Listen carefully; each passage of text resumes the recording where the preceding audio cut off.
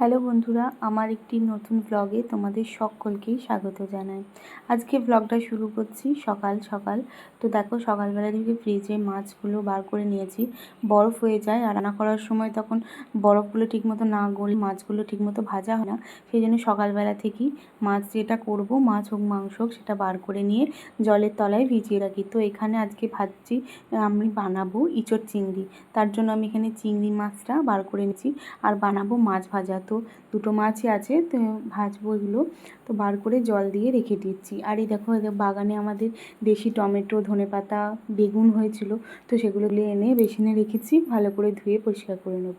জানো তো, এখন এই ভাতের চালটা অনেকটা ফোটে, সেই জন্য সকাল সকাল ভাতের চালটাকে পরিষ্কার করে ধুয়ে জলে ভিজিয়ে রেখে দিই, যাতে রান্না খুব তাড়াতাড়ি সুবিধা হয়। এখন তো আবার গ্যাসের খুবই সমস্যা।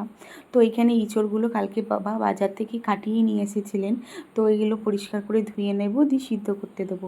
এখানে আলু আর ইঁচড় আমি ভালো করে সিদ্ধ করে নিয়েছি নুন আর হলুদ দিয়ে। আর ইঁচড় চিংড়ির জন্য আমি একটা পেস্ট বানাবো। এখানে পেস্টের জন্য টমেটো, কাঁচা লঙ্কা, আদা নিয়েছি। এটার একটু পেস্ট বানিয়ে নেব। আর এখানে দিয়ে দেব গোটা কয়েক রসুন আর পেঁয়াজ কুচি।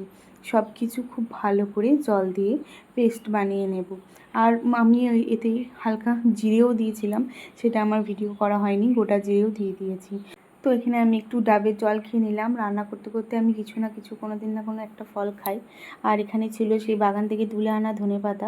ধনেপাতাগুলো এবার ধরে গেছে গাছে, তো এবার তোলা হচ্ছে না, পাতাগুলো বেশ বড় বড় হয়ে গেছে। তো এখানে সব কিছু দিয়ে ভালো করে পেস্ট বানিয়ে নিলাম। আর এদিকে চিংড়ি মাছগুলো আমার বরফ গলে গেছে, তো নুন আর হলুদ দিয়ে মেখে রেখে দেবো ভাজার জন্য। এখানে ভাতটাকেও সিটি মেরে নিয়েছি, তো মার ঝরিয়ে নেব। আর এখানে বানিয়েছিলাম সবজি দিয়ে মুসুর ডাল, পেঁয়াজ রসুন ফোড়ন দিয়ে। এই সবজি দিয়ে মুসুর ডালটা খেতে আমার খুব ভালো লাগে, ডাল আর পাঁপড় ভাজা দিয়ে ভাত খেতে। তো এখানে মাছ দুটো ভেজে নিচ্ছি, মাছ ভাজাই করব। আর চিংড়িগুলোকেও ভেজে নিলাম ইঁচড় চিংড়ি করার জন্য। তো কড়াইয়ে প্রথমেই আমি দিয়ে দিয়েছি জিরে ফোড়ন আর গোটা গরম মশলা ফোড়ন, তেজপাতা একটা শুকনো লঙ্কা। তো একটু গরম হয়ে এসেছে, মাছ ভাজা তেলটাতেই আমি আজ ইঁচড়ের তরকারিটা রান্না করব। তো একটু তেলটা গরম হয়ে এসেছে, আমি দিয়ে দিলাম পেঁয়াজ কুচি। আমি অল্প পরিমাণ পেঁয়াজ কুচিও রেখে দিয়েছিলাম দেওয়ার জন্য। তো পেঁয়াজ কুচিটা দিয়ে দেবো, আর দিয়ে দেবো সেই দেশি টমেটো। এই টমেটোগুলো আমি গোটাই রান্না করি, কারণ নাড়াচাড়া করতে করতে এগুলো একদম গলে যায়। আর বেশ অনেকটা টক টক পরিমাণও হয়। তো এগুলো একদম ঘরের দেশি টমেটো। ফ্রিজে ছিল দুটো মটরশুঁটি, সেটাও দিয়ে দিয়েছি ইঁচড়ের তরকারিতে। আজ মটরশুঁটি কলাই দিয়ে রান্না করব। বেটে নিয়েছিলাম যে পেস্টটা, সেই পেস্টটাও দিয়ে দিলাম। এবার খুব ভালো করে মশলাটা কষিয়ে নেব। নানা রকমের মশলা দিয়ে ইঁচড়ের তরকারিটাকে খুব ভালো করে কষিয়ে নিলাম। দেখো এখানে আমার যতক্ষণ না তেল বেরোবে, আমি কিন্তু ততক্ষণ পর্যন্ত এইটাকে কষাবো। তারপর তেল ছাড়তে লাগলে আমি আগে থেকে যে ইঁচড় আর আলুটা নুন হলুদ দিয়ে সিদ্ধ করে রেখেছিলাম, সেটা দিয়ে আবারও ভালো করে কষিয়ে নিচ্ছি। এই দেখো, আমার এখানে কষা হয়ে গেছে। আমি অল্প অল্প জল দিয়েছি আর কষিয়েছি। তো ভালো করে কষানো হয়ে গেছে। এবার আমি পরিমাণ মতো গরম জল দিয়ে দেবো। আমি একটু ঝোল ঝোল খাবো বলে এখানে একটু বেশি পরিমাণে জল দিয়েছি। তো ইঁচড়ের তরকারি আমার খুব একটা বেশি মাখো মাখোটা ভালো লাগে না, একটু ঝোল লাগলে বেশ খেতে ভালো লাগে।